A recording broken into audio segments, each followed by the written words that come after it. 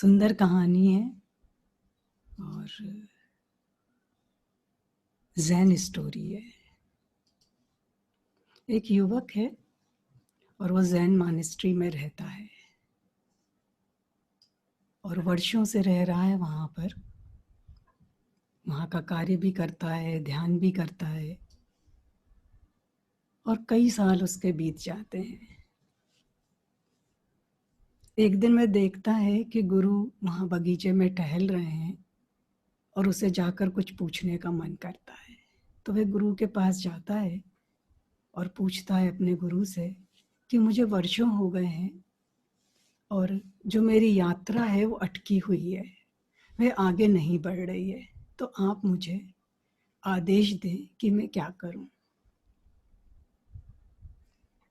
गुरु कहते हैं, उसकी बात सुनते हैं और उसे बोलते हैं कि तू ऐसा कर, कुछ मील दूर पर एक धर्मशाला है और जो उस धर्मशाला के मालिक हैं वह मेरे मित्र भी हैं और सत्य को पहुंचे हुए भी हैं।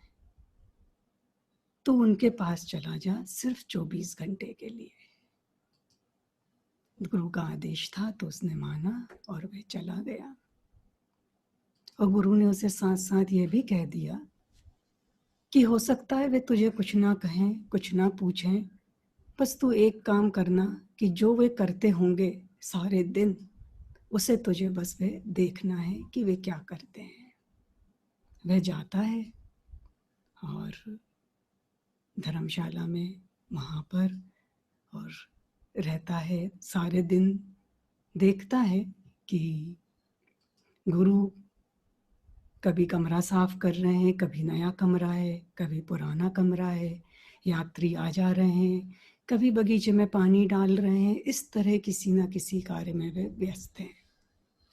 सारा दिन निकल जाता है।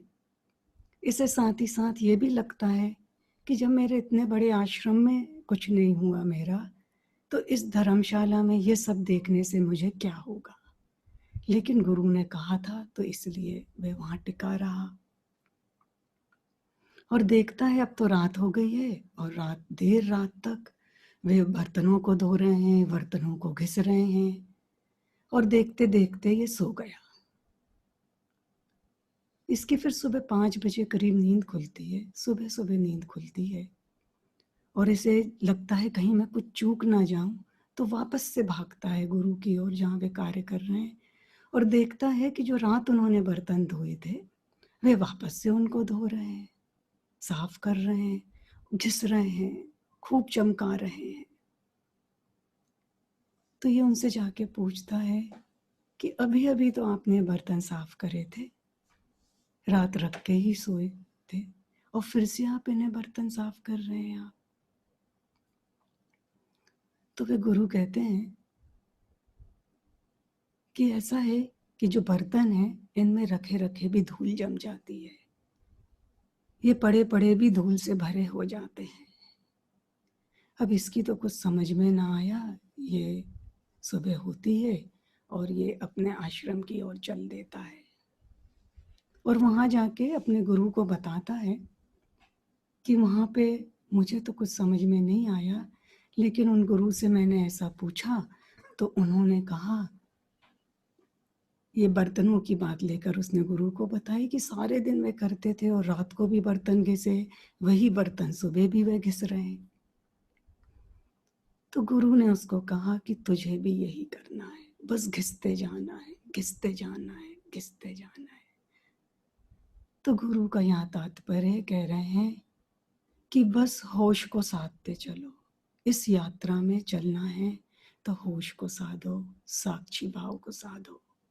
साधते साधते एक दिन वह स्थिति आने लगती है। मुझे एक और बहुत प्यारी बात याद आ रही है। ओशो अतीशा पे बोल रहे थे तो अतीशा का एक इतना प्यारा सूत्र उन्होंने दिया, अवॉइड ऑल द पॉइजन। इसका अर्थ है कि व्यर्थ की बातों को हम ग्रहण ना करें। जो व्यर्थ की बातें हैं उन्हें हम छोड़ते जाएं। हम दूसरों को अपने घर में तो कचरा नहीं फेंकने देते हैं, लेकिन बाकी का व्यर्थ का कचरा हम उनसे लगातार ग्रहण करते रहते हैं।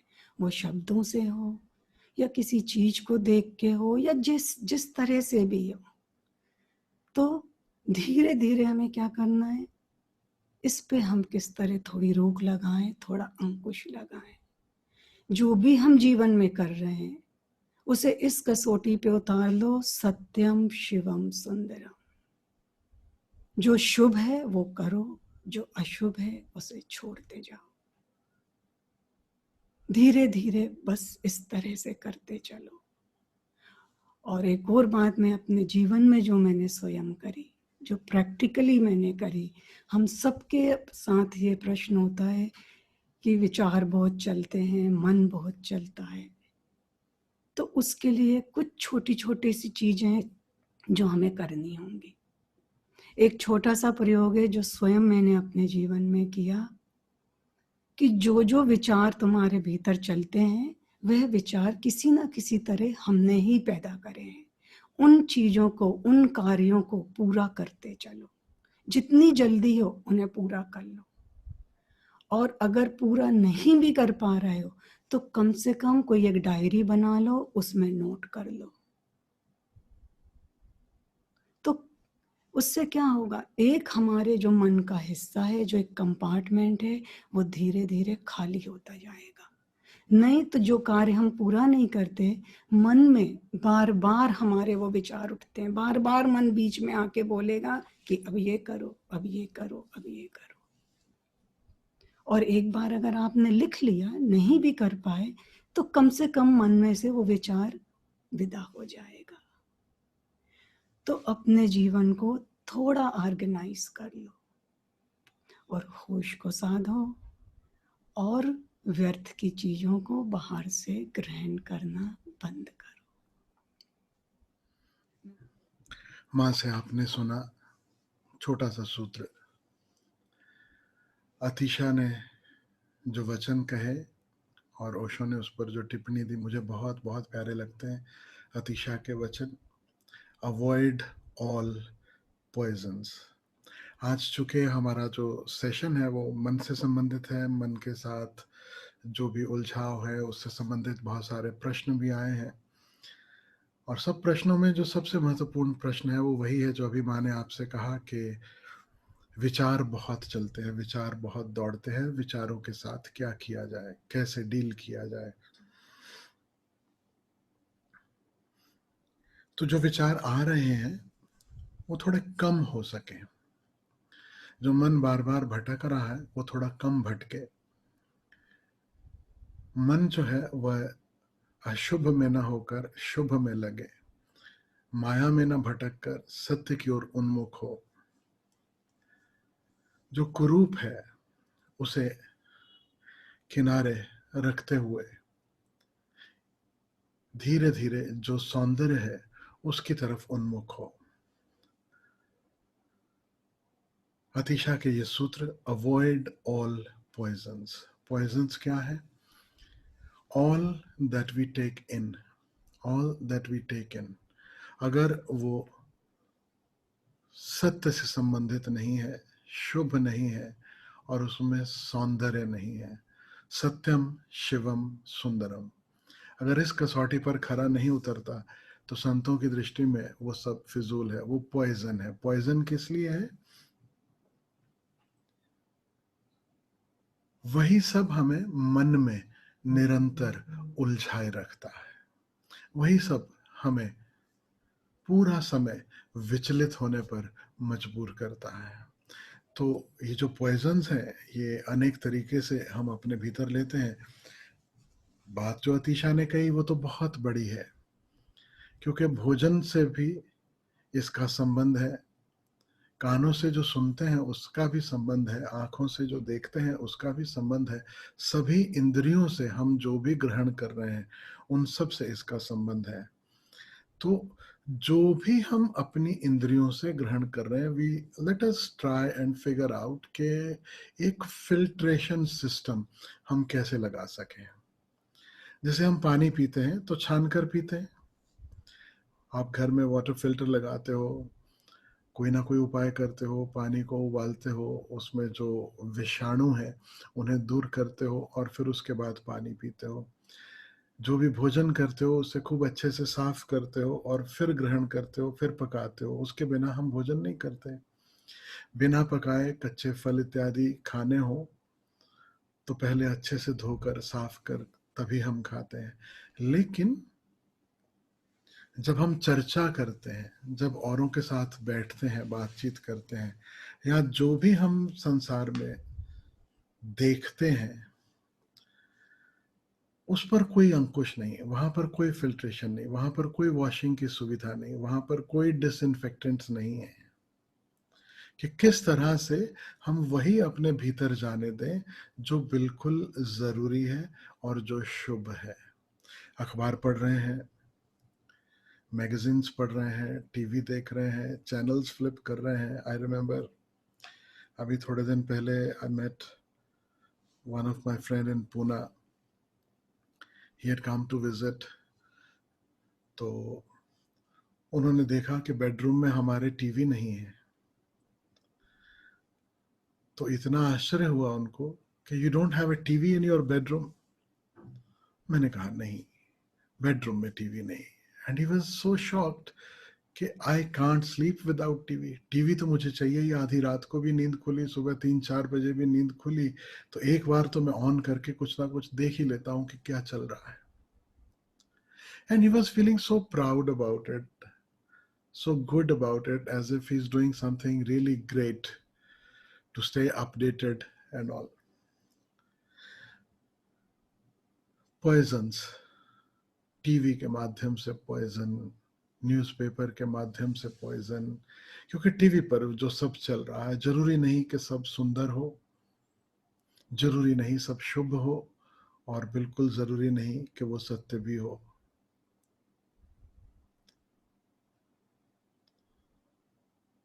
हजार तरह की एडवर्टाइजमेंट्स, हजार तरह के लोग आकर अपना वक्तव्य दे रहे हैं। आप किसी भी टीवी चैनल पर जो डिबेट्स होती हैं कभी देख लो। अगर एक आध बार कभी मैंने देखा, मैंने तो कान पकड़ लिए कि जहां डिबेट चल रही, जहां स्क्रीन पर 4-5 चेहरे एक साथ दिखाई दे रहे हैं, वहां से बचना। बस सिर्फ चिल्लम चिल्ली, चिल्लम चिल्ली। And we are watching this nonsense without any filtration system. हम पढ़ रहे हैं, हम देख रहे हैं, हम सुन रहे हैं, और बिल्कुल परवाह किए बगैर कि ये सब मेरे अंदर जाकर क्या कर रहा है। लोग रात को टीवी देखकर सो रहे हैं। रात को जो मूवी देखोगे उसी से संबंधित सपने आएंगे। लोग हॉरर मूवी देखते हैं रात को, है ना, डरते भी हैं और देखते भी हैं, और फिर रात भर उसी भाव दशा में पूरी रात बीतती है। तो जो संसार में जी रहा है, जिसे अभी संसार में सुख है, जिसे अभी संसार के बहुत सारे मजे लेने बाकी हैं, मजे से मेरा अर्थ है कि वह सब जो थोड़ी देर के लिए सुख देता है और पीछे छाया में सदा दुख लाता है। मजे का और कोई अर्थ नहीं होता। मजा यानी जो शुरुआत में मीठा मीठा लगता है, अंत में कड़वापन दे जाता है, शुगर कोटेड पिल्स की तरह से। तो जिसे अभी शुगर कोटिंग में रस है, और फिर बाद में वो भले कितना ही परेशान करे, उसका उसे अभी फिक्र नहीं है, उनके लिए तो ठीक है, वो जो चाहे सो करें। जो डिबेट देखनी है, जिस डिबेट में पढ़ना है, जिसमें उलझना है, let them be, let them do what ever they like, because that is their choice. लेकिन साधक जो विचारों से मुक्त होना चाह रहा है, ये वचन सिर्फ उनके लिए, उनको ये सूत्र काम आएगा। Avoid all poisons. There are people who enjoy poisons. Let them. There is no need to कि जाकर किसी का गला दबाए कि अतीशा ने कहा है don't have poisons, avoid poisons. No, there is no need. People are enjoying poison, let them be. So ये कोई प्रवचन नहीं है, उपदेश नहीं है कि किसी को कैसे जीना चाहिए। लेकिन साधक जो विचारों से मुक्त होना चाहता है, उसके लिए महत्वपूर्ण है to avoid poisons, poisons of all sorts. And most important is the mental poisons. हम अपने मन के भीतर क्या ले जाते हैं, क्योंकि मन की आदत है कि वह सब अपने भीतर लिए चले जाता है। और जब फ्री समय होता है, थोड़ा सा भी फ्री टाइम होता है, जब वो और नया भीतर नहीं ले पाता, तब जो भीतर ले चुका है उसी पे मंचिंग जारी रखता, उसी की जुगाली लगातार करते रहता है। तो दो ही काम है मन के पास, एक, नया नया नया आने दो। इनकमिंग फ्री है माइंड के पास, आउटगोइंग का कोई रास्ता नहीं है। इनकमिंग फ्री है, आउटगोइंग सिर्फ बोलना है। और आउटगोइंग में भी यही है, पहले इनकमिंग में सब कचरा हम भीतर लेते हैं, और आउटगोइंग में अपनी वाणी से, अपने शब्दों से, जिस भी बैठक में बैठेंगे, जिस महफिल में बैठेंगे, जहां बात करेंगे, वही कचरा हम आगे सामने वालों को परोसते हैं। मैंने ये पढ़ा, मैंने ये सुना, मैंने ये देखा, मैंने ऐसा ऐसा ऐसा। तो मन के पास यही काम है, मोस्टली इनकमिंग, थोड़ा बहुत आउटगोइंग मौका कम मिलता है, क्योंकि सबको आउटगोइंग की जल्दी रहती है। किसी भी मीटिंग में बैठो, 4-5 लोग बैठे हो, तो आपने पता नहीं नोटिस किया कि नहीं किया, हर कोई बस वेट करता है कि मैं कब बोलूं। और वो लोग बड़े बुरे लगते हैं जो लगातार बोलते हैं। शायद इसीलिए बहुत सारे लोग धर्म गुरुओं के पास नहीं जाते, प्रवचन नहीं सुनने जाते, क्योंकि वो नहीं बोल पाते, कोई और बोल रहा है, अब बैठकर सुनना पड़ेगा। और ओशो ने इस टेक्निक को बहुत अच्छे से, बहुत बाखूबी से यूज किया है, speaking to create silence. Osho बोल रहे हैं, हम सब बैठकर सुन रहे हैं, थोड़ी देर मन की जो व्याकुलता है, चंचलता है, क्योंकि गुरु बोल रहे हैं और हम सुनने के लिए बैठे हैं, अब ये चंचलता शांत होने लगती है। और गुरु जिसकी चर्चा कर रहे हैं, लगातार उस शांति की महिमा, स्थिरता की महिमा, शून्य की, मौन की महिमा, उसे सुनते सुनते धीरे धीरे कुछ हमें भी छूने लगता है, हम भी शांत और मौन होने लगते हैं। और ठीक इसका उल्टा भी सही है, जब हम फिजूल की बकवास सुनते हैं, व्यर्थ की बातें सुनते हैं, हमारा मन और व्याकुल होता चला जाता है। और जब एकांत मिलता है, जब अकेले होते हैं, जब कोई नई इंफॉर्मेशन ये मन नहीं ग्रहण कर रहा है, तो पुरानी को असिमिलेट करने के लिए उसके एनालिसिस में लग जाता है, जिसको मैं जुगाली कह रहा हूँ। जो भीतर जा चुका, अब उसको, जैसे भैंस जो है वो थोड़ा चारा चबाती है, खाते जाती है, और फिर थोड़ा सा बाहर निकाल के फिर उसको धीरे धीरे धीरे धीरे चबाना शुरू करती, चबाते चले जाती, चबाते चले जाती। This is what we do. We take in all the information, and then in free time we are analyzing, assimilating, trying to find ways around it, trying to find ways how best I will express this to all those who I will meet, how to impress others with this information. जितना किताबें मैंने पढ़ ली, जितना मैंने ज्ञान इकट्ठा कर लिया, और ये जो उधार का ज्ञान है, इसका एक नियम है, वो भीतर टिकता नहीं है, वो बाहर निकलना चाहता है, वो मुखर होना चाहता है, बोलना चाहता है, किसी तरीके में अपना ज्ञान प्रकट कर दूं दूसरों को। तो ऐसा ही नहीं कि सिर्फ संसार की जो बातें हैं वो ही मन को व्याकुल करती हैं, विचारों का कारण बनती हैं। Even the spiritual bullshit takes you on a ride, such a ride that it creates more and more and more thoughts rather than bringing you to a space of silence. तो अवॉइड ऑल पॉइजन्स, माने जो अतिशा का सूत्र share किया, यह महत्वपूर्ण है। दूसरा सूत्र वह भी फिर से याद दिला दूं आपको, मैंने देखा है माँ को ये करते हुए कि जो भी काम पेंडिंग है, अब रोजमर्रा के बहुत सारे काम होते हैं जो जरूरी हैं, अब इच्छाओं वासनाओं की बात नहीं कर रहे कि मुझे यह भी पाना है, वह भी पाना है, वह भी हासिल करना है. We are not talking about that, but daily chores, there are so many that we have to do, right?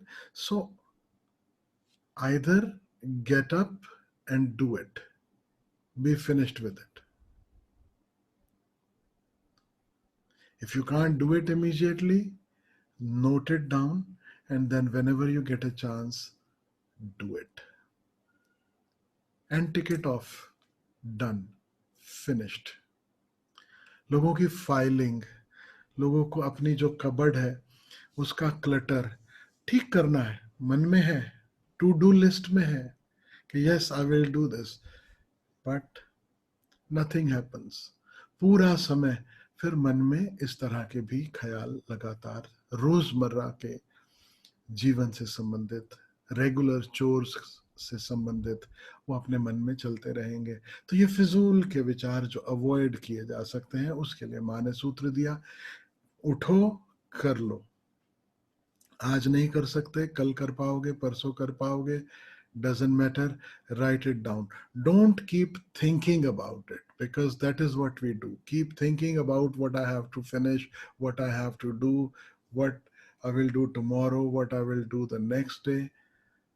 I think it's an amazing sutra to create a do list and keep on checking, being finished with it, because these are also thoughts that take a lot of time, a lot of our inner space. तो आज जो पहला प्रश्न है वो मैं लेने जा रहा हूँ, कोमल ने पूछा है, बहुत प्यारा, बहुत स्वीट सा प्रश्न है. तो let me see where Komal is sitting. हाँ, I can see him. Okay, Komal, your question is,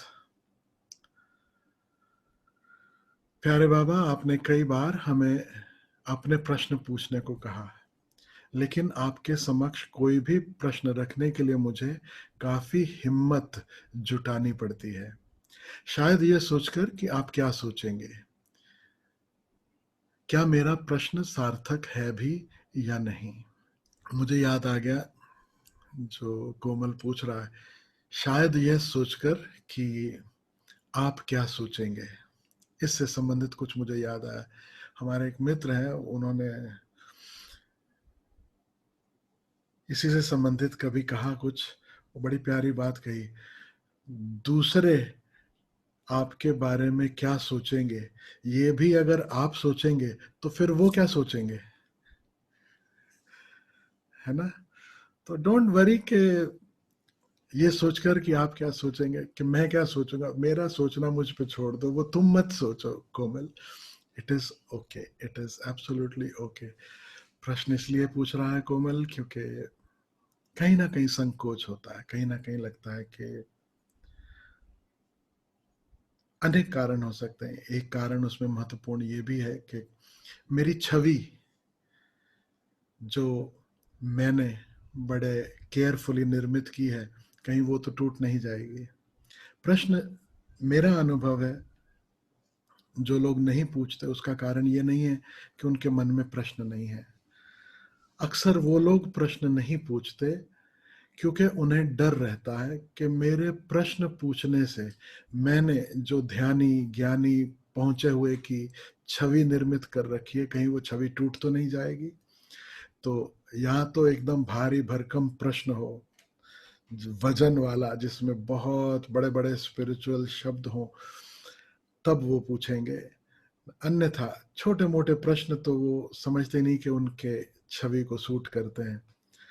तो मैं आपसे कहूँ कोमल, तुमसे कहता हूँ, अपने सभी प्यारों से कहता हूँ, छवि ही तो है ना, तुम तो नहीं, टूटने दो, बिल्कुल फिक्र मत करो. जो टूट सकता है वह टूट ही जाना चाहिए. टूटेगी छवि, लेकिन तुम ना कभी टूट सकते हो, ना कभी टूटोगे. सच पूछो तो जितना यह छवि टूटेगी, धीरे धीरे उतना ही तुम अपने वास्तविक स्वरूप के करीब आओगे. तो थोड़ा हिम्मत रखना, जब भी छवि टूटे, जब भी इम्प्रेशन कहीं अपना खराब हो रहा हो, डोंट वरी अबाउट इट। ये संसारियों के काम है, ये उनके काम है जिनको अपनी इमेज बनानी है ना। संसार में अभी बहुत दौड़ना है, साधक का ये काम नहीं है। साधक से पूछो, साधक कहता है कि सब छवियां टूट जाने दो, सब बिखर जाने दो, मुझे उसकी तलाश है जिसे तोड़ा नहीं जा सकता, जो कभी टूटता नहीं। तो वाई वरी, कैसा लगेगा, दूसरे को सुनकर कैसा लगेगा, पूछो, बल्कि बेशरम होके पूछो, टूटने दो, इधर से सब जगह से पढ़ने दो, अच्छे से कटने दो, पिटने दो। हीरा तराशा जाता है, हीरे की जो चमक है वो जानते हो ना, वो तराशने पर ही आती, बिना तराशे तो नहीं आती। तो अगर हीरा बनना हो तो तराशने से डरना नहीं, है ना। चावल का उदाहरण देते हैं सूफी, हमारे एक बहुत प्यारे सूफी फकीर हमारे मित्र थे, बहुत समय से मुलाकात नहीं, पता नहीं अभी है भी कि नहीं, बूढ़े थे। तो वो अक्सर ये उदाहरण देते थे कि चावल को उजला होने के लिए बहुत मार सहनी पड़ती है। जो धान और चावल जो अलग किया जाता है ना, उसकी छाल को, उसका जो डार्क हिस्सा उसे अलग, और बीच में से जो सफेद चावल है वो निकल सके, तो वो जो प्रोसेस है वो कूट कूट कर की जाती है। तो नेवर बी अफ्रेड कि छवि टूटेगी, कि कोई ना कोई हिट मिलेगी। यहां तक कि ये भी फिक्र मत करो कि जीवन कभी हिट करेगा, कभी लताड़ेगा, कभी पछाड़ेगा, कभी हिलाएगा, कभी जहां मैंने अपनी जड़ें जमा रखी हैं वहां जड़ से उखाड़ कर फेंक देगा। Never ever worry about that, क्योंकि जो उखाड़ा जा सकता है, जो तोड़ा जा सकता है, जो खत्म किया जा सकता है, वह तुम नहीं हो। तुम उन सब के पार हो। निश्चिंत होकर प्रश्न पूछना, जीवन जीना। Doesn't matter what happens, doesn't matter what happens. यही तो साहस है, इसके अलावा कोई और साहस नहीं। यही श्रद्धा है। साहस है कि हाँ आई विल ट्राई दिस। श्रद्धा है कि गुरु ने कहा कि कूदो, जो टूटेगा, जो गिरेगा वह तुम नहीं हो। तो बस इतनी सी श्रद्धा कि चलो देखते हैं, अभी पता तो नहीं, लेकिन देखने की तैयारी है। श्रद्धा का अर्थ ये नहीं कि अंधी श्रद्धा, तुमने जो कहा बस वो सही। श्रद्धा का अर्थ है आपके बताए मार्ग पर चलने को राजी हूं, करके देखने को राजी हूं, फिर कीमत कोई भी हो, ज्यादा से ज्यादा क्या होगा, है ना। साधारण सा प्रेम होता है तो उसमें लोग गीत गाते हैं, लिख दिया दिल तेरे नाम पिया। सुना है कभी ऐसा गीत, है ना। तो एक बार लिख देने का, चलो जो होगा सो देखा जाएगा, वही तो श्रद्धा है। पूछा है क्या मेरा प्रश्न सार्थक है भी या नहीं, इसकी फिक्र तुम छोड़ दो कि तुम्हारा प्रश्न सार्थक है या नहीं है। क्योंकि प्रश्न उठा है अपने भीतर, इसका अर्थ इतना है कि कुछ है जो बात मुझे समझ में नहीं आ रही। प्रश्न का अर्थ ही इतना है कि कुछ है जो मैं गहरे से समझना चाहता हूं और अपने आप से खोज नहीं पा रहा हूं, बस। अब उसमें सार्थकता, निरर्थकता, उसका कोई संबंध ही नहीं है। Don't ever worry about that. पूछ रहे हैं, जिज्ञासा से भरे मेरे इस मन में प्रश्न एवं विचार सदैव उठते रहते हैं, परंतु मन में यह संदेह भी उठता है, क्या मैं अपना 100% साधना में दे पा रहा हूं। अगर अभी तक नहीं तो प्रश्न कैसा। तो ये तो शुभ है कोमल, सच पूछो तो यही स्वाध्याय है। स्वयं से कभी कभार बैठकर प्रश्न पूछ लेना, आत्मनिरीक्षण, स्वाध्याय, पता चले कि मैं कहां खड़ा हूं। और ये कितनी सुंदर बात तुम कह रहे हो। प्रश्न भी उठता है और साथ ही साथ संदेह भी उठता है कि अगर मैं ही अभी जो साधना के उपाय दिए हैं वो ठीक से नहीं कर पा रहा हूं, तो फिर ये प्रश्न कैसे पूछूं। ये कोई छोटी बात नहीं है, कितनी प्यारी बात है और प्रैक्टिकल बात है। क्योंकि बहुत सारे लोग हैं इस पृथ्वी पर, कोमल, याद रखना, जो बहुत जल्दी यह निर्णय ले लेंगे कि ये ध्यान विधि मेरे लिए नहीं है, ये गुरु मेरे लिए नहीं है, ये मार्ग मेरे लिए नहीं है। बहुत कम लोग हैं इस पृथ्वी पर जो यह प्रश्न करेंगे कि क्या मैंने अपना 100% इस विधि, इस गुरु या इस मार्ग को कभी दिया या नहीं दिया। तो यह जो तुम्हारा प्रश्न है खूब सिंसेरिटी से भरा हुआ प्रश्न है। आगे पूछ रहे हैं, क्या मैं माँ बाबा के बताए हुए रास्तों पर सही से चल पा रहा हूं? अगर अभी तक नहीं तो प्रश्न कैसा। फिर एक तरफ यह भी स्मरण आता है कि यह जो हमारी यात्रा है वह तो निर्विचार की है, मन के पार की है।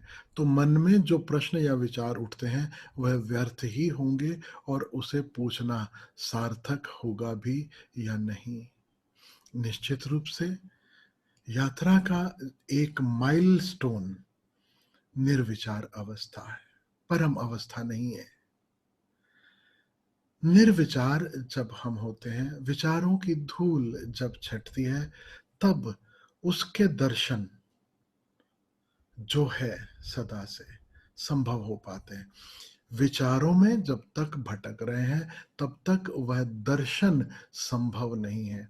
तो निर्विचार होना अपने आप में कोई लक्ष्य नहीं है। हाँ, जब हम विचारों में उलझे नहीं हैं, जब विचार शांत हो गए,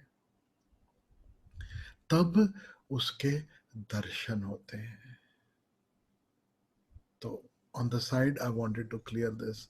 आप जो पूछ रहे हैं कि जब यात्रा मन के पार की है तो मन के विचार, इसको क्या तूल देना? बिल्कुल तूल देना, कुछ हद तक। मन शत्रु नहीं है, मन मित्र है।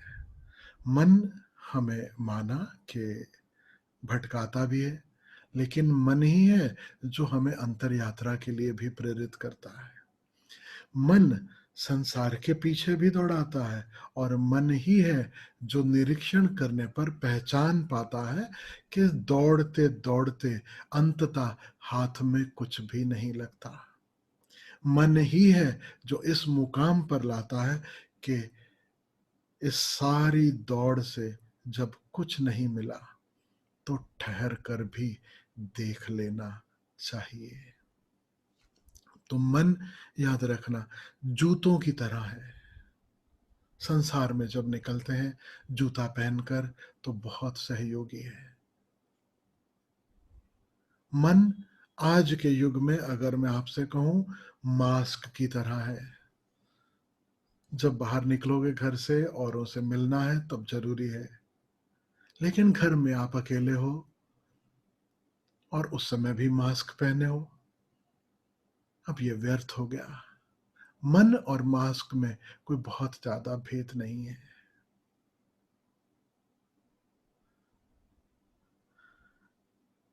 सहयोगी है लेकिन सदा जरूरी नहीं है। हमें इस मास्क को पहनना और उतारना दोनों आना चाहिए। जब जरूरत है, जब इंटरेक्ट करना है, जब औरों से मिलना है, जब कुछ कामकाज का उपाय खोजना है, तब मन सहयोगी है। जब शांत होना है, मौन में बैठना है, तब मन किनारे रखना सीख सके। यही तो ध्यान है ना? तो आप कह रहे हैं फिर मैं प्रश्न पूछूं ही क्यों, क्योंकि प्रश्न तो सारे मन के हैं। नहीं, मन बाधा नहीं है, मन सहारा है, इस भांति समझो। तो मन को मनाकर मन के पार जाना आसान है। मन से उलझकर मन बार बार सर उठाता रहे, प्रश्न उठाता रहे, और हम उसे अटेंड भी ना करें, वो ज्यादा कठिनाई होगी। उपद्रवी बच्चे के जैसा समझ लो मन। जब तक आपने उसकी तरफ ध्यान नहीं दिया, वो खूब शोर मचाता है, चिल्लाता है, कुछ भी उल्टा पलटा करते रहेगा। थोड़ा ध्यान दे दो, थोड़ा प्यार दे दो, थोड़ा पलोस लो, और वो शांत हो जाता है। उसे बस उतना ही काफी। हाँ, पूरा समय तुम उसी के साथ हो रहे, उलझे रहे, तब समस्या है। तो to be with the mind and to be able to switch it of,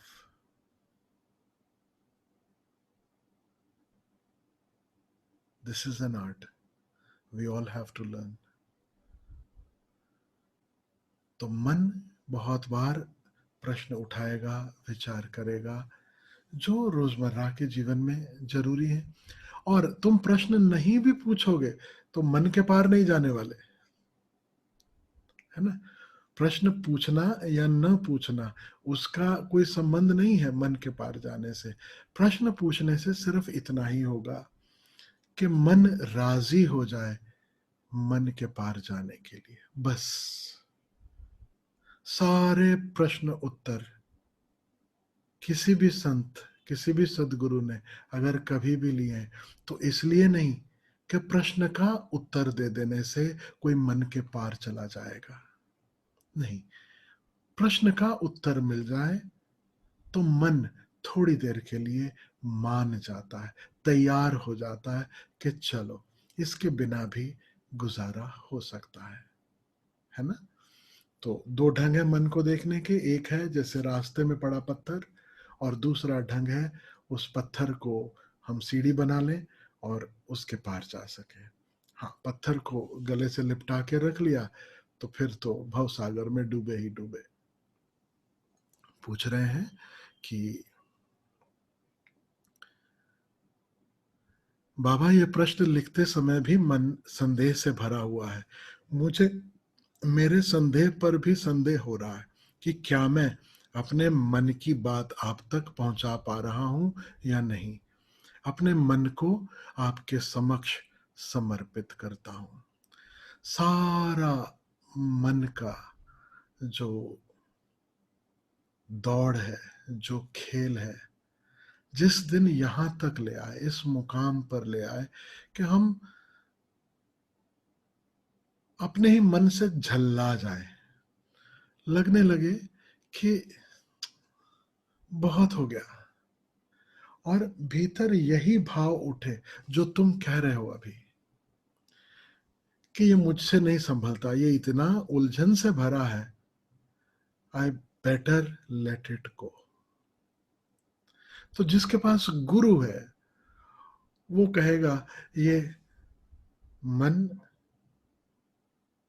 मेरे बस का नहीं, आपके चरणों में समर्पित है। और जिसको गुरु नहीं है, सिर्फ ध्यान के मार्ग पर जो साधना कर रहा है, वह भी जब मन से झल्ला जाएगा, मन से परेशान हो जाएगा, उसके भी हृदय में प्रार्थना उठेगी कि हे प्रभु, अब इससे छुटकारा दिला दो। तो ये शुभ है जो तुम कह रहे हो, जो तुम पूछते पूछते मन ही मन से उलझते उलझते तुम्हें जिस मुकाम पर ले आया, वो मुकाम सुंदर है। मुकाम ये है कि अपने मन को आपके समक्ष समर्पित करता हूं, अपने आप को आपके समक्ष समर्पित करता हूं। इस मन के खेल से मुझे निकालिए, कृपया मार्गदर्शन करें। तो ये सारा जो मन में उलझाव चला, देखते हो उसका महत्व, समझ पा रहे हो कितना जरूरी। अंततः उलझते उलझते इस जगह पर ले आया, मेरे बस का नहीं। मीरा के वचन मुझे याद आ रहे हैं, या मन मेरो बड़ो हरामी, ज्यों मदमाता हाथी। तो Komal, you are in good company. Meera की कंपनी में अपने आप को पाते हो तुम आज। यो मन मेरो बड़ो हरामी, जो मदमाता हाथी। जिसे भी ये दिखाई देने लगे, जिसे भी ये ख्याल में आ जाए कि ये मन बड़ा चालाक है। मदमाता हाथी समझते हो? हाथी जिसने शराब पी रखी हो, पागल हाथी, और जो नशे में हो। अब उसे भला कोई रोक सकता है? उसे भला कोई टोक सकता है? क्या उसे भला कोई दिशा दे सकता है? कितना गहरा सत्य है जो मीरा इस वचन में कह रही है। लेकिन इतना ही नहीं है, इसके आगे भी कुछ कहा है, वो मैं तुमसे शेयर करना चाहता हूं, आप सबसे शेयर करना चाहता हूं। ये मन मेरो बड़ो हरामी, जो मदमाता हाथी, सदगुरु हाथ दियो सर ऊपर, अंकुश दे समझाती। कैसे छुटकारा मिले इस हाथी से? अंकुश समझते हो? हाथी को दिशा देने के लिए ऊपर महावत बैठता है, और अंकुश जो उसके हाथ में जो हथियार है, वो जहां ठोकता है उसके हिसाब से हाथी फिर चलता है, लेफ्ट राइट, और कभी कभी तो उसकी छाया से, उसे देख कर ही। तो बड़ी अद्भुत बात है जो मीरा कह रही हैं, सदगुरु हाथ दियो सर ऊपर, अंकुश दे समझाती। तो अंकुश कौन लगाता है इस मन के ऊपर? दिशा इस मन को सही कौन देता है? जब सदगुरु का हाथ सर पर हो। क्योंकि मन उलझा सकता है, भटका सकता है, बहुत बहुत घुमा सकता है, इतने इतने तरीकों से घुमा सकता है कि समझ भी नहीं आए। ये जो मन है वो आपको स्पिरिचुअली बहुत, आप एडवांस हो गए हो, कहीं पहुंच गए हो, इस भ्रम में भी ले जा सकता है। तुम ही तुम हो और कोई नहीं तुम्हारे जैसा। You are always right. मन आपको यह भी समझा सकता है। तो मन में जो अभी उलझा है, वो मन को दिशा कैसे दे? असंभव है। दिशा कहां से मिलेगी? सदगुरु हाथ दियो सर ऊपर। यानी सदगुरु ने जब कृपा की, ये मीरा की भाषा बड़ी प्यारी है, सदगुरु दयाल कृपा की, है ना। सदगुरु की कृपा हुई, उन्होंने मुझे अपनी शरण में लिया। हम तो सदगुरु के पास पहुंचे, काफी नहीं है, सदगुरु भी मुझ तक पहुंचे। हम तो शरण में आ गए, लेकिन मैं, हमारी तैयारी नहीं है, काफी नहीं है। सदगुरु मार्गदर्शन भी दे दे, यह जरूरी है। बहुत सारे लोग हैं इस पृथ्वी पर जिनके सदगुरु हैं, लेकिन मार्गदर्शन नहीं मिल रहा। गुरु है, गुरु के प्रति प्रेम है, समर्पण है, सब है, लेकिन न मार्गदर्शन कभी मांगा, और ना ही मार्गदर्शन मांगने की सुविधा है बहुत जगह, और ना ही गुरुओं के पास मार्गदर्शन देने का समय है। कम से कम पर्सनली मार्गदर्शन देने का समय तो बहुत कम है। जेनेरिक प्रवचन चल रहा है, जो समझना है उसमें से समझ लो, जो आइडिया लगाना है लगा लो। तो माँ ने आज जो जेन स्टोरी कही, ये महत्वपूर्ण है। गुरु भी बिना मतलब हथियार अपना जो है वो हवा में फायर नहीं करता, याद रखना कभी भी। सामने जरा हो शिकार, तभी फायर करता है। तो वो जो माँ ने कहानी कही उसे समझ लो ठीक से, बहुत अच्छे से, कि शिष्य ने जाकर पूछा कि गति नहीं हो रही है, तब गुरु ने कहा कि ये करो, प्रैक्टिकल उपाय दिया, है ना। तो मार्गदर्शन जब पूछते हो तब मार्गदर्शन मिलने की संभावना बनती है, जब अपनी तैयारी हो। हम ऐसे ही बैठे रहें कि I know the journey, I know the path, I am almost there now, I don't need anything any more, तो फिर ठीक है। गुरु भी देखता, बोलता ठीक है, अभी ये वाला मील का पत्थर प्यारा लग रहा, अभी इसकी आरती उतारने दो, इससे जितनी देर इसका मन है उतारो, कोई दिक्कत नहीं है। क्योंकि समय कम या ज्यादा हमारे पास है, गुरु के लिए इटर्निटी है।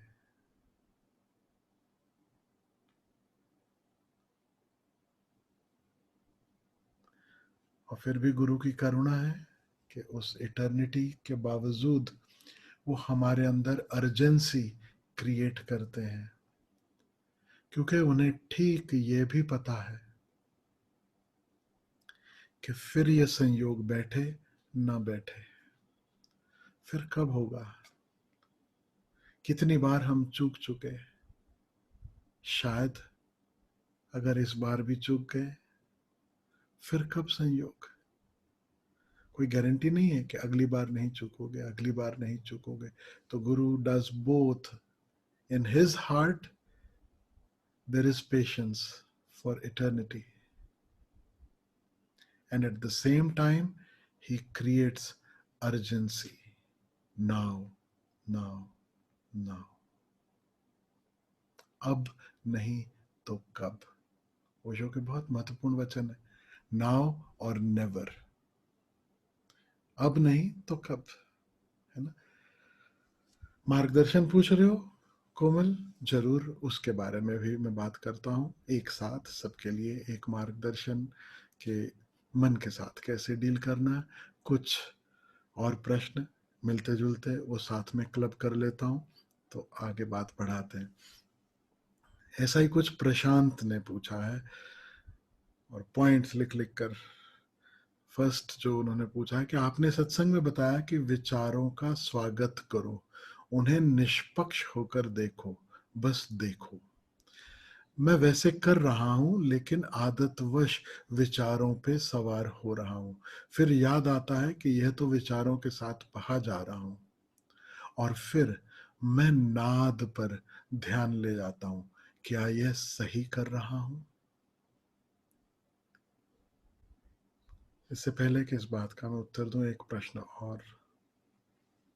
होशियारपुर में बैठे हैं हमारे रविंद्र शर्मा जी, उन्होंने सत्संग के ही दिन प्रश्न डाल दिया था कि प्रणाम बाबा, whenever thoughts are invited, they do not come. But when try to let go, they appear again and again. Why so? समस्या है, बिल्कुल। कुछ समय के लिए विचार शांत भी होते हैं, फिर लौट कर आ जाते हैं। पुरानी आदत है प्रशांत, तुम ठीक कह रहे हो। आदतवश विचारों पे सवार हो रहा हूं। विचारों के साथ बहने की सिर्फ आदत है। आदत को तोड़ने के लिए वक्त लगता है, कोई शॉर्टकट नहीं होता। थोड़ा वक्त लगता है, थोड़ा धैर्य लगता है, पेशेंस लगता है। Let them be. और मैं बार बार आपसे कहूं, इसका निरीक्षण निरंतर मत करो कि क्या विचार शांत हुए कि नहीं हुए।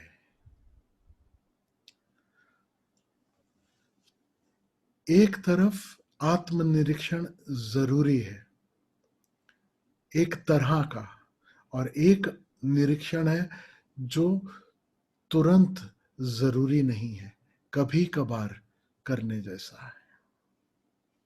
समझें इस बात को।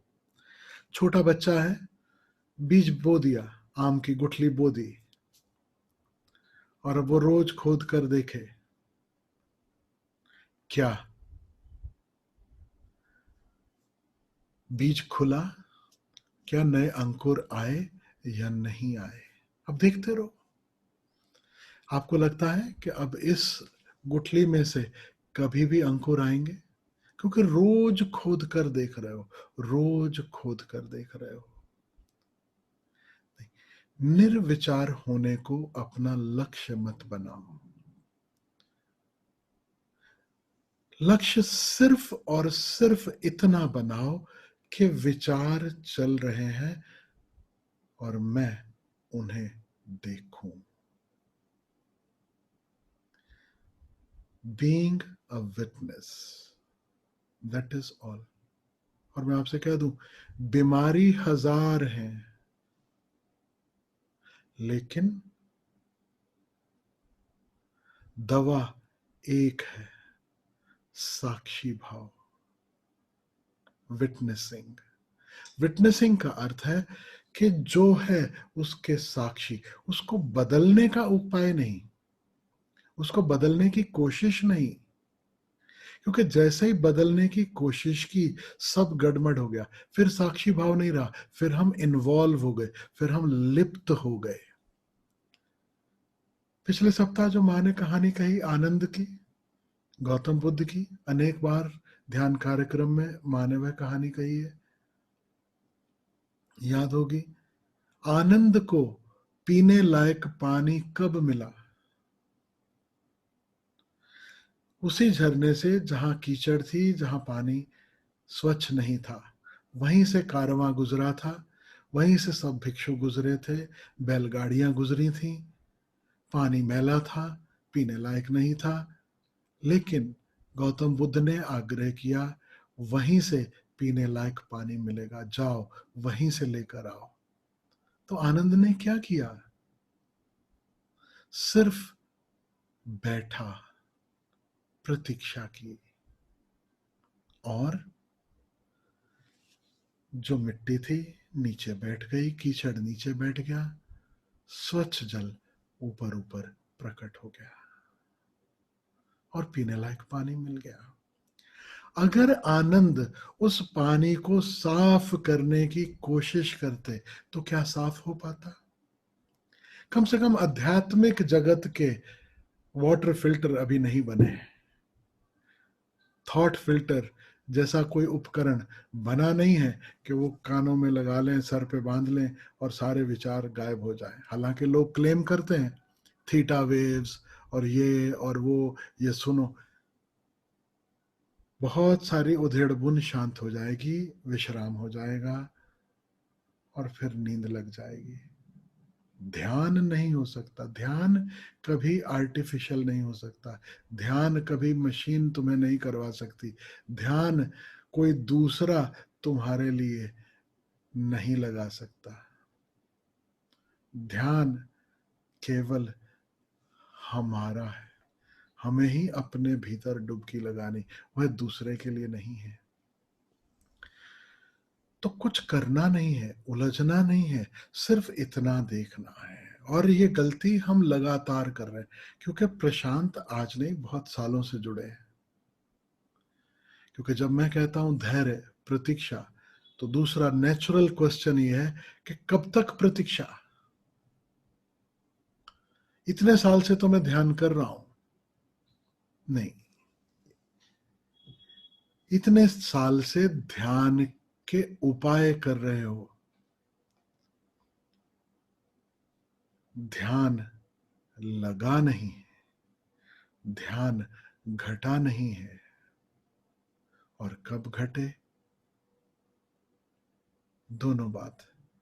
एक तरफ संत कहेंगे जन्मों जन्मों लग सकते हैं, और दूसरी तरफ संत कहेंगे पल भर की तलाश है, पल भर में वो मिल जाए, पल भर में वह संभव है।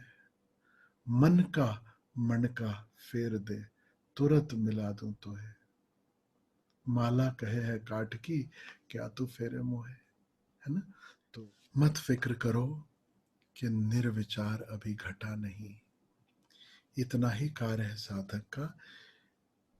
विचार है तो विचारों को देखो, विचार जब शांत है तो इस शांति को देखो,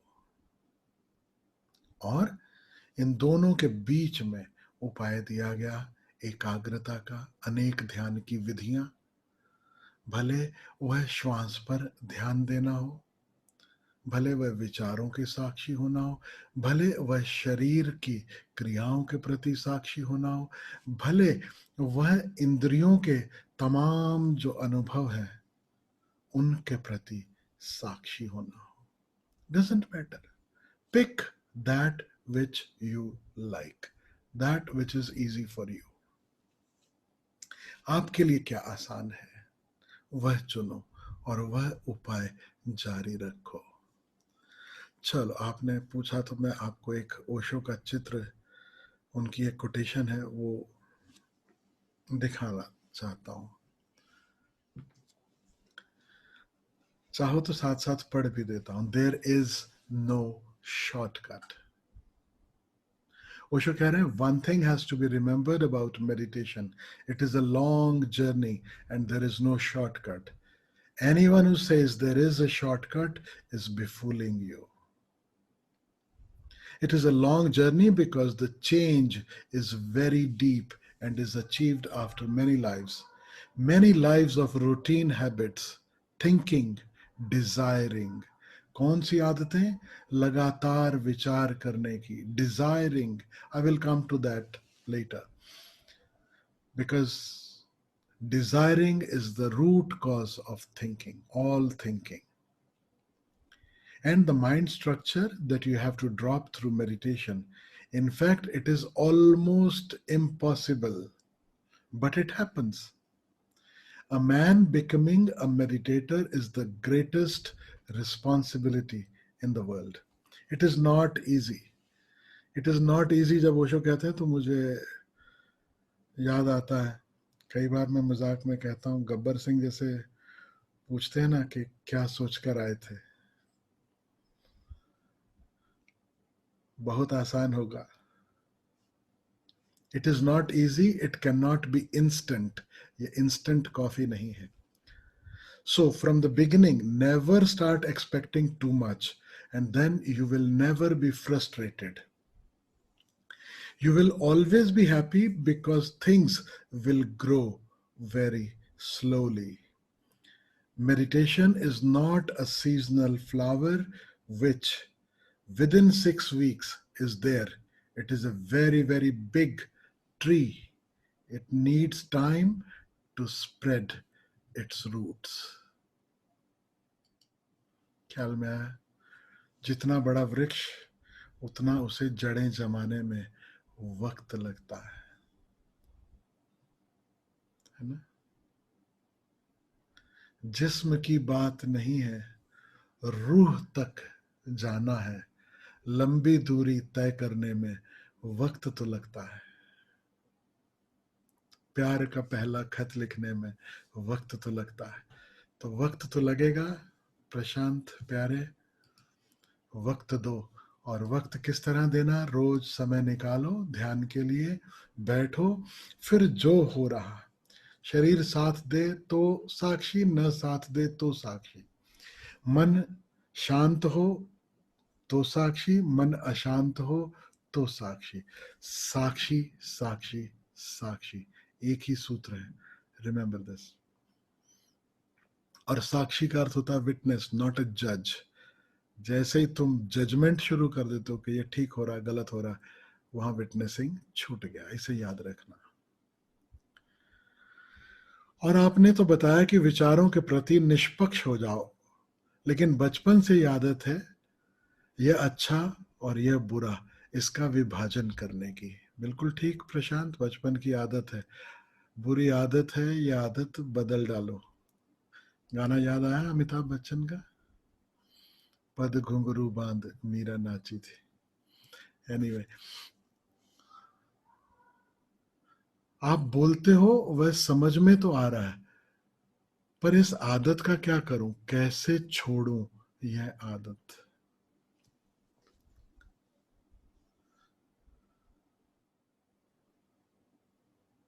हताशा अपनी जगह और शुभ.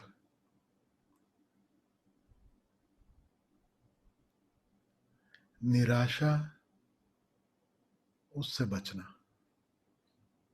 हताशा ठीक है, निराशा नहीं. नहीं हो पा रहा, अभी तक नहीं हुआ, यहां तक तो ठीक है.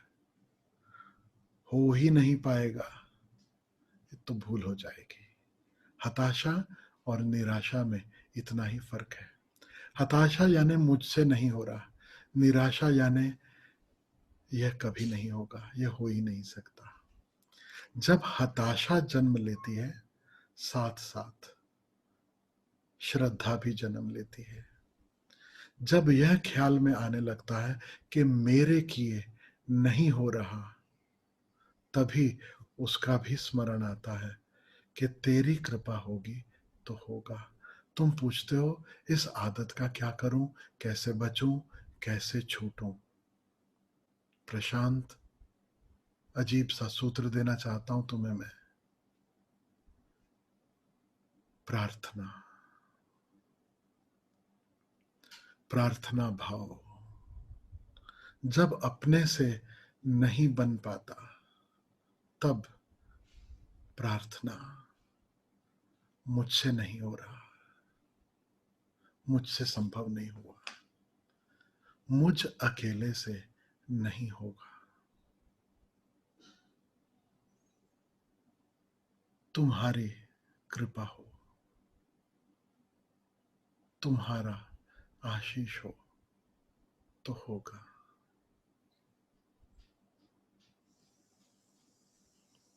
यह प्रार्थना भाव ही समर्पण है। और यह प्रार्थना भाव किसी व्यक्ति विशेष के लिए नहीं, इस पूरे अस्तित्व से यह प्रार्थना। गुरु माध्यम बन सकता है, लेकिन प्रार्थना गुरु थोड़ी सुनता है। गुरु के माध्यम से भी यह पूरा अस्तित्व सुनता है, परमात्मा ही सुनता है।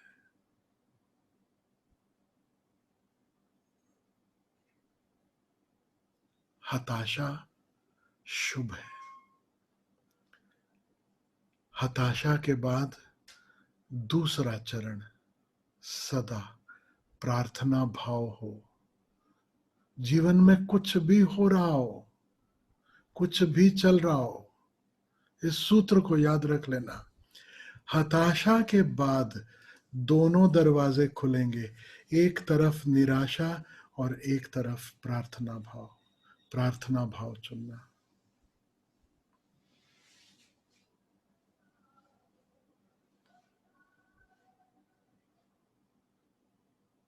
जलाना दिया, दिए के सामने तस्वीर जरूरी नहीं है। जलाना अगरबत्ती किसके सामने जरूरी नहीं, कहीं भी, किसी भी कोने में। थोड़ी देर उस दिए की ओर निहारना।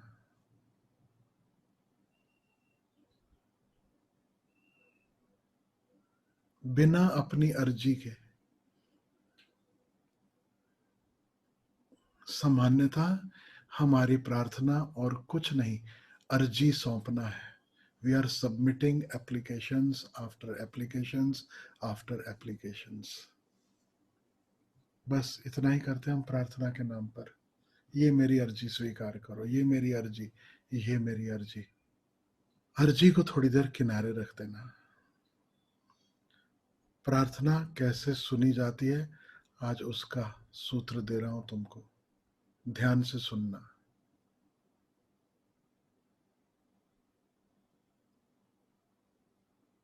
दिया जलाओ। सदगुरु है तो जरूर सदगुरु की तस्वीर के सामने जलाओ। दिया संभव नहीं है, सिर्फ सदगुरु की तस्वीर है तो सदगुरु की तस्वीर की ओर निहारो।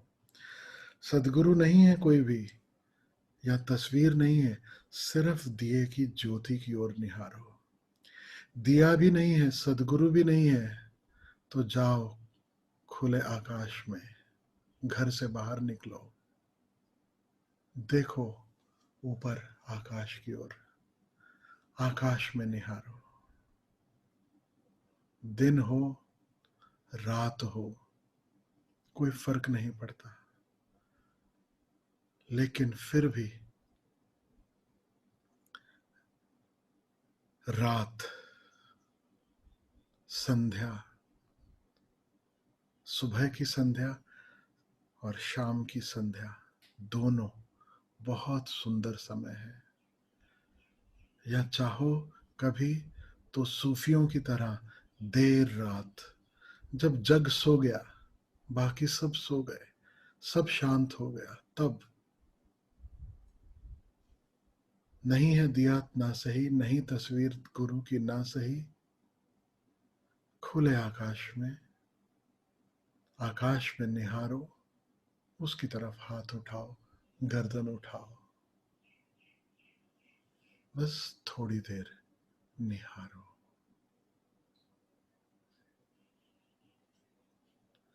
कुछ समय बस इसी तरह बिताओ, और फिर जब तार जुड़ने लगे, जब कनेक्शन बैठने लगे, जब लगने लगे जैसे ये मौन जो है ये सघन हो गया है, गहरा हो गया है, अपने आसपास का वातावरण एक सघनता लेने लगा है, जैसे कुछ अदृश्य छूने लगा है, तब बस हृदय में ही कहना, तेरी कृपा, तेरा आशीष हो तो सब होगा।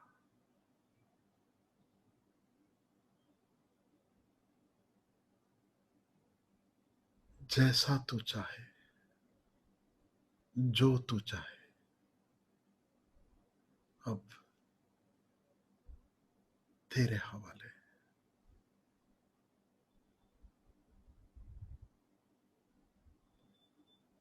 अर्जी तो छोड़ ही देना।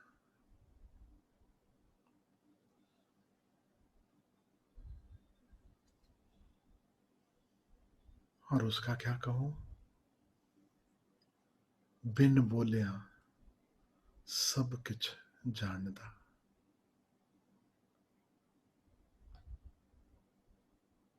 उसे कुछ बोलना थोड़ी जरूरी है, उसे कुछ कहना थोड़ी जरूरी है, उससे कुछ मांगना थोड़ी जरूरी है।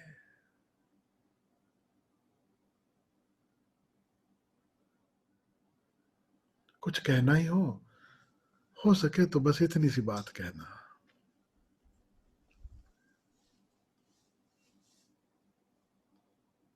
हरे राम हरे राम हरे राम कहिए।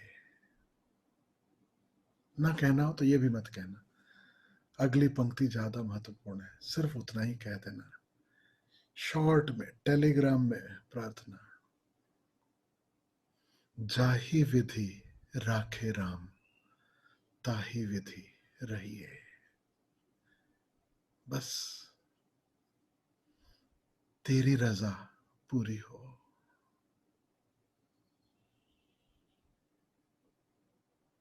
मुझे अपनी नजर में रखना,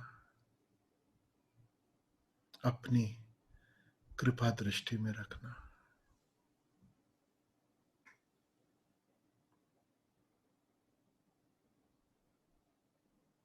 छोटे बच्चे होते हैं, मुझे याद है कि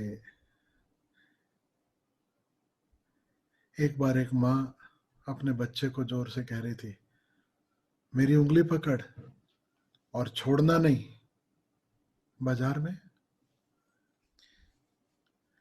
भीड़ भाड़ में बच्चा कहीं खो न जाए, तो माँ कह रही है जोर से, सुन, मेरी उंगली पकड़, छोड़ना नहीं। और बच्चा माँ की ओर देखता है और कहता है, नहीं माँ,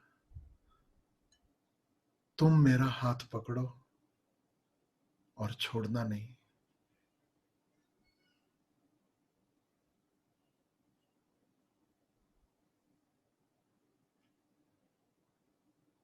सही कह रहा बच्चा, बच्चे ने उंगली पकड़ी तो छूट जाएगी,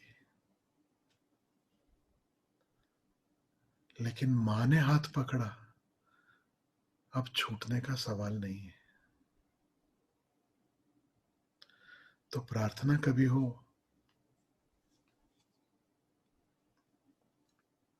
तो इतनी, अपनी कृपा दृष्टि में रखना, अपनी नजर में रखना, कृपा भी मांगनी नहीं पड़े।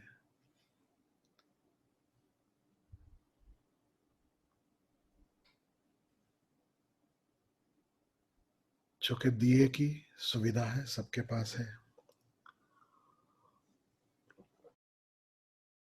इसलिए मैं दिया रेकमेंड करता हूँ, सबको रेकमेंड करता हूँ। कभी रात को सोते समय और मन में कोई व्याकुलता नहीं है, कोई परेशानी नहीं है, कोई दिक्कत नहीं है, ये प्रार्थना तो तब भी हो सकती है। क्या सिर्फ मांगने के लिए प्रार्थना? इस भांति भी तो प्रार्थना हो सकती है।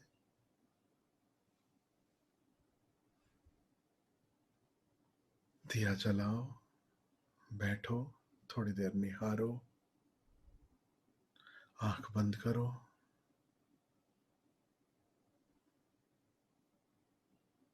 खुद को याद दिलाओ, जाही विधि राखे राम, ताही विधि रही है।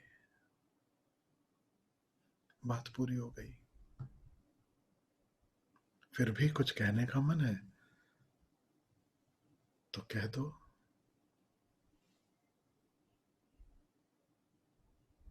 तुम्हारी कृपा।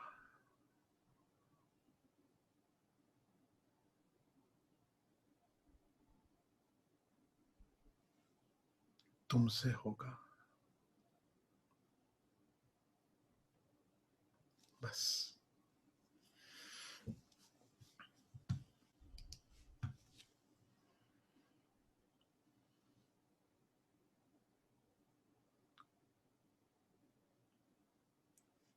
फिर बीच में प्रशांत ने पूछा कि मैं नाद पर ध्यान ले जाता हूं, क्या यह सही कर रहा हूं? बिल्कुल सही कर रहे हो, बिल्कुल सही कर रहे हो।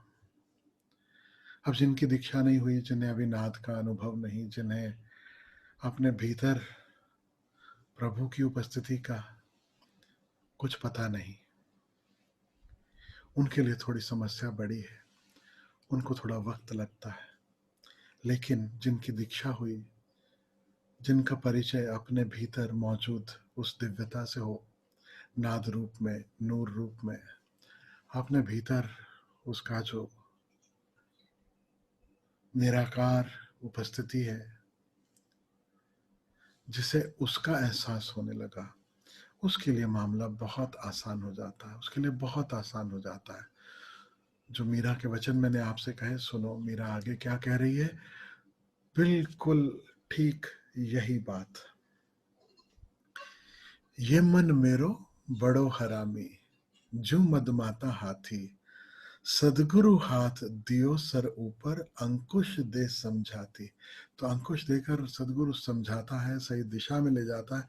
लेकिन इतना ही नहीं, उसके बाद का भी चरण मीरा कह रही है, पल पल पिया को रूप निहारूं, पल पल पिया को रूप निहारूं, निरख निरख सुख पाती। अब ये बड़ी महत्वपूर्ण बात है, ये असली सूत्र है। पल पल पिया को रूप निहारूं। कौन से पिया, कैसा रूप, किसे निहारना, ये कला गुरु से मिलती है। गुरु बताता है अपने भीतर निराकार, वह जिसका कोई रूप नहीं है, उसके रूप की बात कर रही। भूल मत जाना कि मीरा कहीं ऐसा कह रही है कि वो कृष्ण का जो मूर्ति में, तस्वीर में जो रूप दिखाई दे रहा है, बस उसे देखती रहती है और उसे देखते देखते निरख निरख सुख पाती। नहीं, बात बड़ी गहरी है। पल पल पिया को रूप निहारूं, वह पिया जो अपने भीतर है, उसका रूप निहारूं। यानी अपनी चेतना को, अपनी दृष्टि को संसार से, अनेक विषयों से हटाकर उसमें ले चलो। अब वह जो दिव्यता है, वह जो निराकार है, वह जो हम सब के भीतर है, उसकी एक झलक है नाद।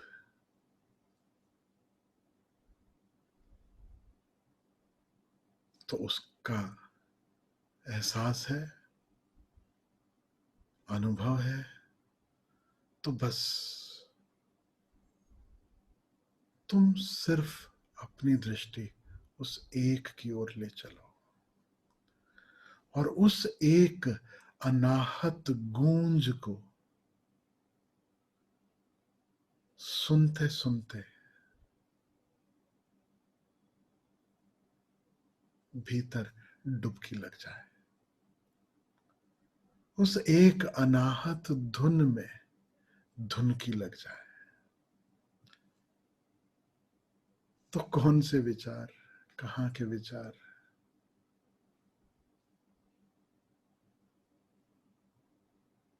सबको राम राम। आसान है, कोशिश करो, आत्मश्रद्धा को बढ़ाओ कि हाँ, मुझे भी होगा, मुझसे भी होगा। हमारी समस्या है आत्मश्रद्धा की कमी। हम निरंतर अपने आप को डाउन डाउन डाउन गिराते हैं। मुझसे नहीं होगा, मेरे से नहीं हो रहा, मैं कैसे, मैं पापी, मैं, हम मूर्ख खल कामी। सुनते हो ना प्रार्थना, मूर्ख खल कामी। यह एक बार ख्याल में आ जाए कि हाँ, हम भटक रहे हैं और सही दिशा में चलना है। अब सही दिशा में चलते समय अब यही नहीं दोहराते जाना है, हम मूर्ख खल कामी। अब स्वामी की भी फिक्र करनी, उसकी भी सुध लेनी। अब मैंने उलझा नहीं रहना है। तो सेल्फ पिटी से भी बचना, विक्टिम भाव से भी बचना,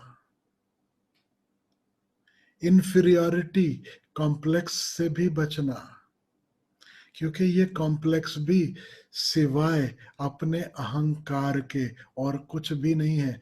इन्फीरियरिटी हो या सुपीरियरिटी हो, असली बात तो इतनी सी है कि मैं मेरे संबंध में घोषणा कर रहा हूं लगातार स्वयं को, मैं महान हूं या मैं मूर्ख खलकामी हूं। मैं महत्वपूर्ण है। इस मैं से बचना। ये मैं बकरी की तरह करने की जगह बेहतर होगा वह भीतर जो धुन गूंज रही है।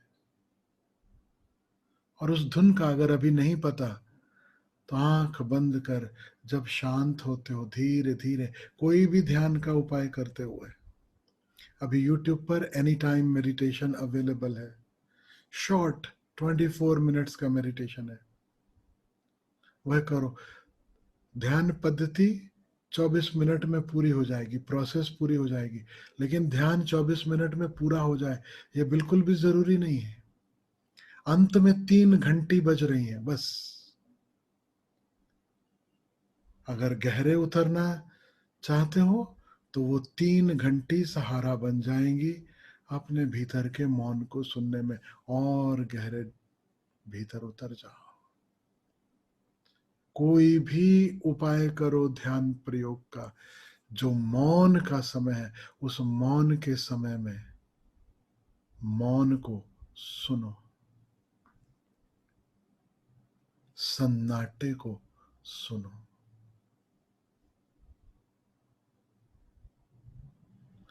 फिर भले बाहर संसार की कितनी ही ध्वनियां क्यों ना हो, भीतर का सन्नाटा सदा मौजूद है।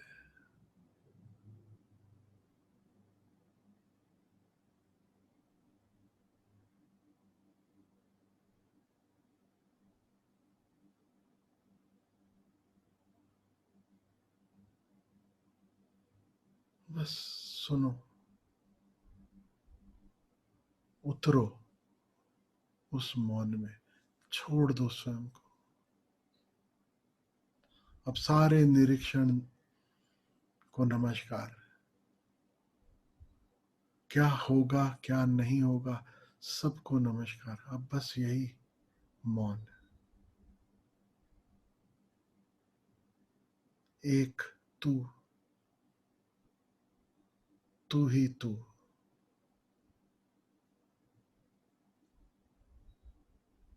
बस धीरे धीरे धुन की लगने लगेगी, और जिन्हें अनुभव है नाद का, वे नाद में डूबे। जिन्हें नाद के साथ साथ अपने भीतर उस निराकार की कोई भी अनुभूति है,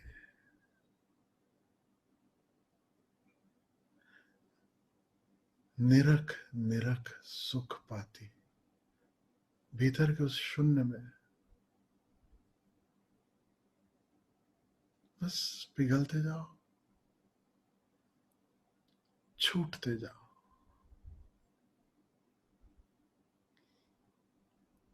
जैसे नमक का ढेला पानी में डालो, धीरे धीरे पिघल जाता है, ऐसे ही हम उस शून्य में बस धीरे धीरे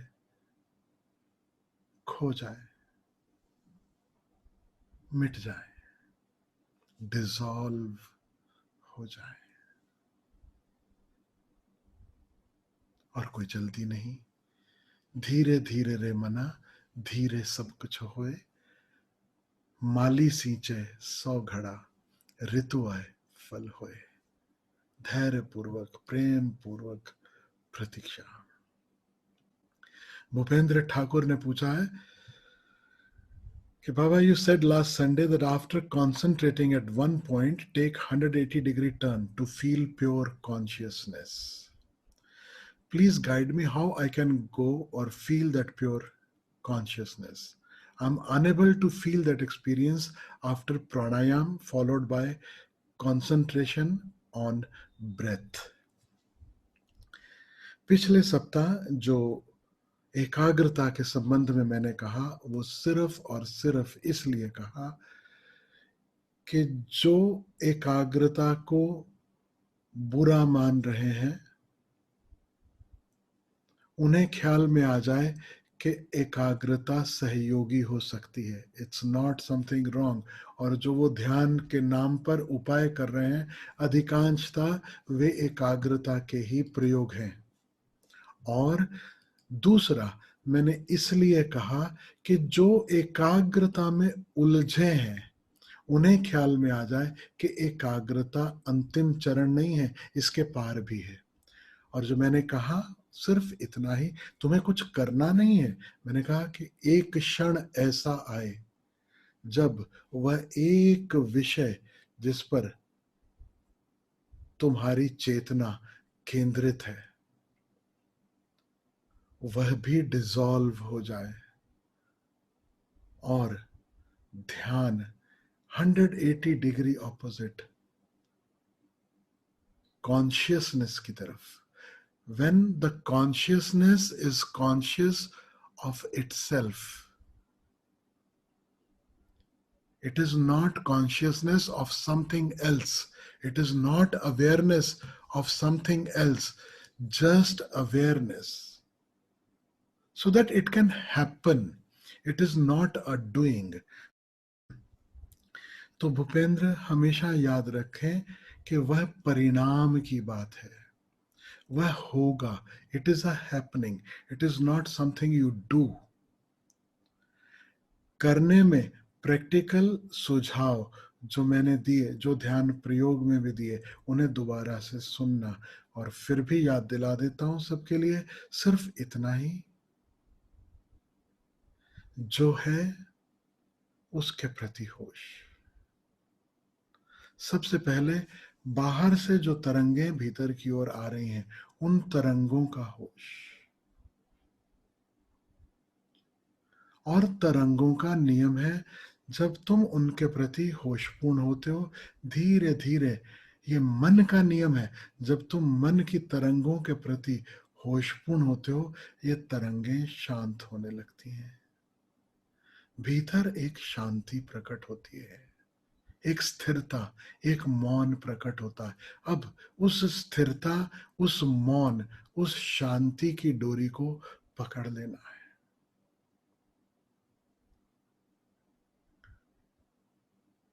Now just being present to that peacefulness, stillness.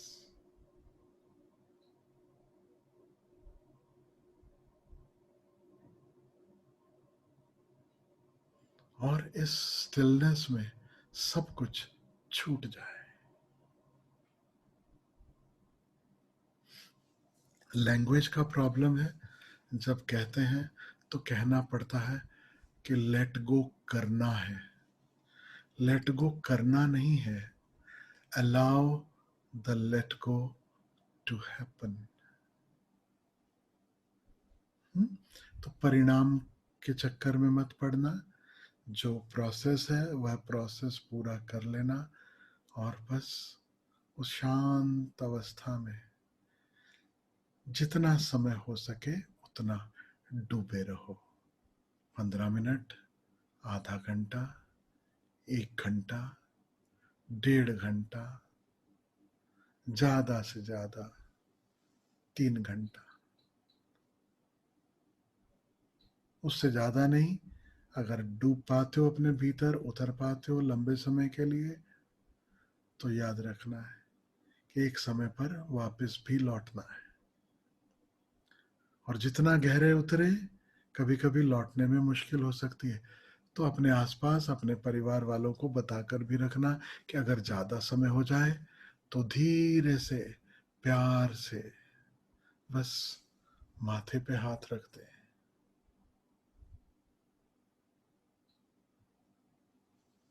और जैसे ही उस स्पर्श का आपको एहसास हो, थोड़ी गहरी श्वास, फिर और गहरी, फिर और गहरी, और फिर अपने हाथों पैरों को थोड़ा हिलाने की कोशिश। धीरे धीरे हाथ पैर हिलाकर आंखें खोलना है, वापस लौट आना है।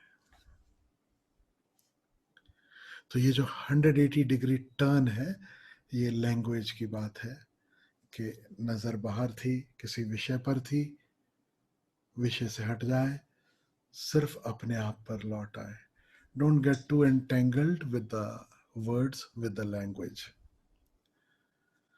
रोहिणी पूछ रही, my mind is such a chatter box, it constantly speaks out loud whatever it thinks, and sometimes it is too loud. I'm able to see my mind being talkative, but that mind also says it out loud that it is watching itself being talkative. Bilkul sahi hai Rohini, that is exactly what happens. Mind commenting on mind. But remember, keep watching. Let it comment, let it get tired of all that commenting. Don't give any juice to all that commenting. Don't give any juice. निष्पक्ष भाव का अर्थ है not to give any energy to the thoughts. Let them just be. Just watch.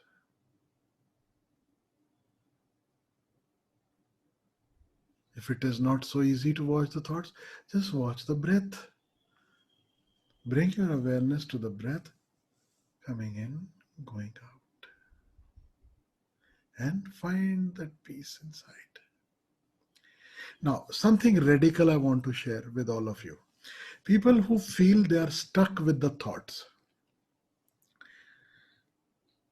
विचार जिनकी समस्या है, विचारों पे काम करना बंद कर दो, छोड़ ही दो, भूल ही जाओ उसके बारे में। Instead work on the body, क्योंकि विचार हमेशा भविष्य में, अतीत में, शरीर हमेशा यही है, अभी है। Rather than living in the head, start to live a little bit more in the body. Feel more. Be more sensitive to the senses. बैठे हो, श्वास को भी ऐसा सीरियसली नहीं देखना है कि श्वास देख रहा हूं मैं, ये कैसे आ रही है कैसे जा रही है, नहीं। जैसे चाय पीते हो ना, एक घूंट आप भरते हो ना, एक सिप आप लेते हो, उसको चेरिश करते हो।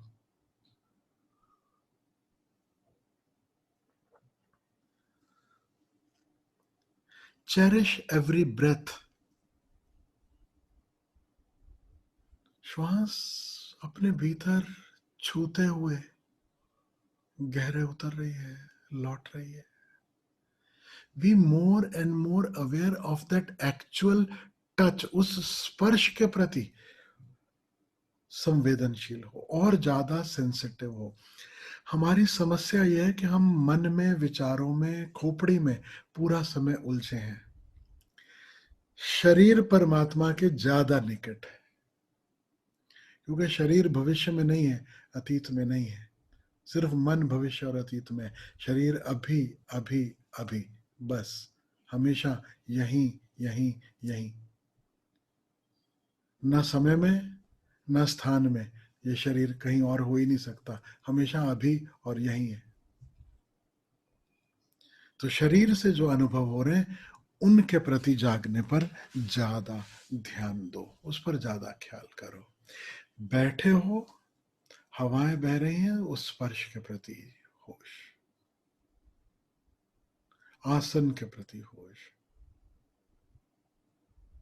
श्वास चल रही है, श्वास के प्रति होश, कोई गंध आ रही है, गंध के प्रति होश, भोजन करते हो, स्वाद के प्रति होश, और उसे रियली चेरिश करो। धीमे धीमे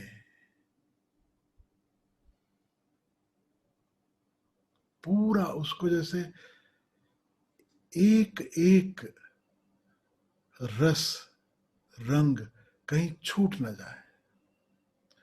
कौन कहता है कि ध्यान जो है वह त्याग है? नहीं, ध्यान तो महाभोग है।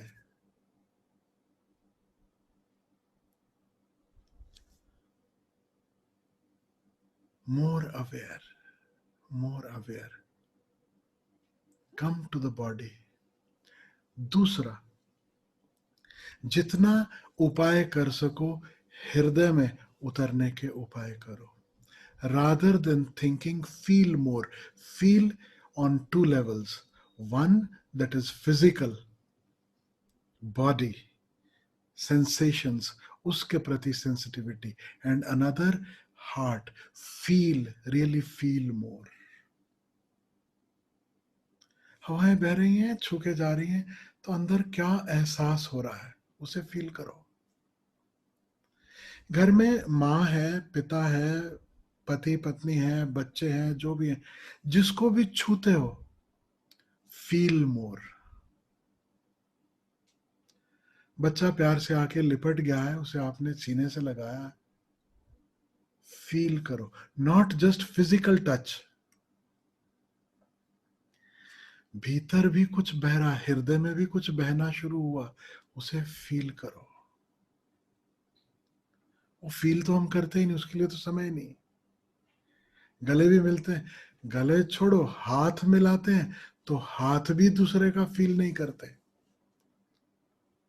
ठीक भी है, अपरिचितों को फील करने की कोई उतनी आवश्यकता भी नहीं है, लेकिन प्रियजनों के साथ, अपनों के साथ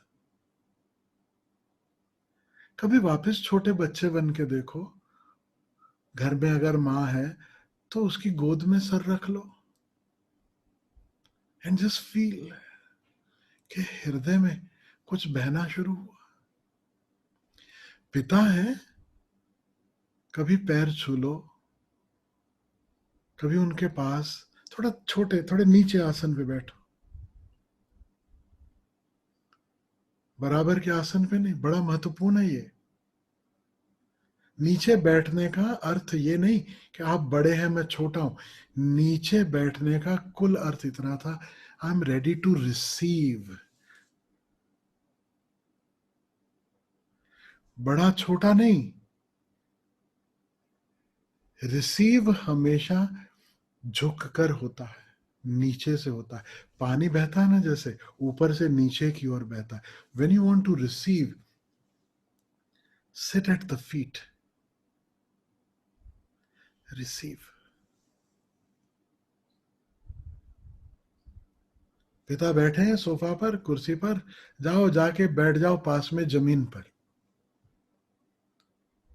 दोस्ती है पिता से, प्यार है, कनेक्शन है, भले घुटने पे हाथ रख के बैठ जाओ, लेकिन फील दैट कनेक्शन।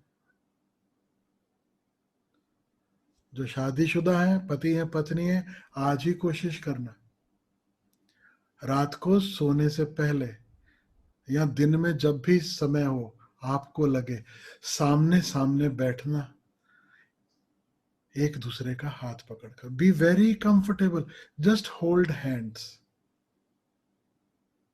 और कुछ भी नहीं, सिर्फ हाथ पकड़ना। हो सके तो एक दूसरे की आंख में देखना, कोई शब्द नहीं, कोई बातचीत नहीं, कुछ भी नहीं, जस्ट सीइंग एंड फील। थोड़ी देर में आंख भी बंद कर लो, जस्ट फील दैट टच। फिर हाथ भी छोड़ दो, अब छूने की भी जरूरत नहीं, that feeling is still there, just feel.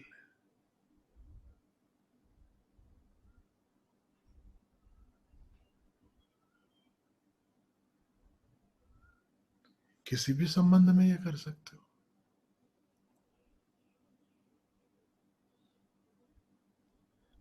जिनके छोटे हैं बच्चे, गोद में बिठाते हो, गोद में है बच्चा, पास में है,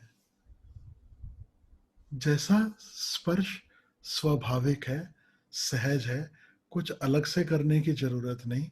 उस स्पर्श में थोड़ी देर बस ठहर जाओ, बिना बोले, बिना कुछ किए, जस्ट ठहर जाओ एंड फील।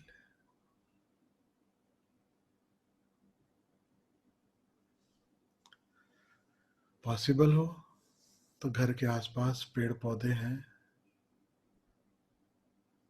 किसी पौधे की तरफ देखो,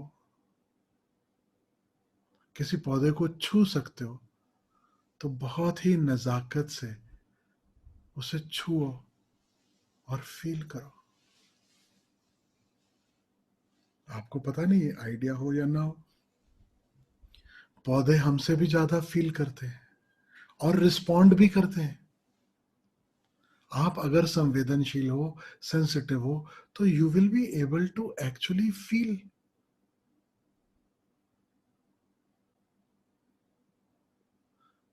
तो जो थिंकिंग में उलझे हैं, उनसे मैं कहना चाहता हूं कि feel more, feel more, feel more. Bring your awareness back to feeling.